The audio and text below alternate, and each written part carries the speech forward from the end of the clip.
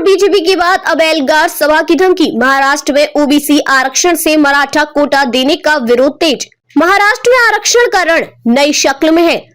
मराठाओं को ओबीसी कोटे से आरक्षण दिए जाने के खिलाफ राज्य कांग्रेस, एनसीपी, बीजेपी आदि पार्टियों के तमाम ओबीसी नेता एकजुट हो गए हैं। जालना जिले के अंबड़ में ओबीसी समाज की सभा हुई, जिसे एल्गार सभा कहा गया। इस सभा में ओबीसी समाज की विभिन्न पार्टियों के तमाम नेताओं ने मराठाओं को कुणबी जाति के प्रमाण पत्र देकर ओबीसी कोटे से आरक्षण दिए जाने का जोरदार विरोध किया। सभी नेताओं ने एक स्वर में कहा कि वे ऐसा नहीं होने देंगे। लेकिन इधर सीन यह है कि एक तरफ तो मुख्यमंत्री एकनाथ शिंदे और उनकी सरकार मराठाओं को आरक्षण देने के लिए प्रतिबद्ध होने का दावा कर रही है, वहीं राज्य सरकार में कैबिनेट मंत्री छगन भुजबल ही मराठाओं को ओबीसी कोटे से आरक्षण दिए जाने का सबसे आक्रामक तरीके से विरोध कर रहे हैं।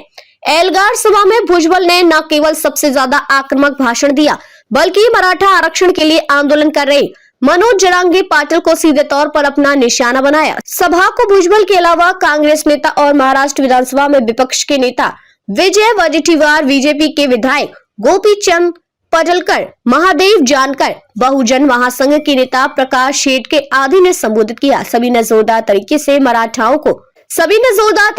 मराठाओं को ओबीसी कोटे से आरक्षण देने का विरोध किया और ओबीसी जनगणना की मांग की। इसके साथ ही बंजारा समाज को एसटी वर्ग में शामिल करने और धनगर समाज के एसटी आरक्षण लागू करने की भी मांग की।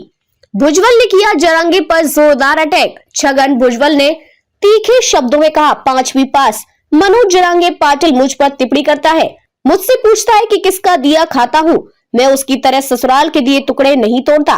मैं मराठा युवाओं से कहना चाहता हूँ कि पत्थर पर सिंदूर लगाकर किसे भगवान बनाना चाहते हो। जरांगे को नहीं पता कि आरक्षण की मांग गरीबी हटाओ का कार्यक्रम नहीं है। भुजबल ने कहा कि जब मंडल आयोग ने ओबीसी को आरक्षण दिया था, उस वक्त भी अदालत में याचिका दाखिल हुई थी। उसके बाद सुप्रीम कोर्ट के फैसले पर महाराष्ट्र में 201 जातियों को ओबीसी में शामिल किया गया था। छगन भुजबल ने चेतावनी दी कि अगर मराठाओं की दादागिरी नहीं रुकी तो ओबीसी के साथ मुस्लिम और दलित भी जुड़ जाएंगे।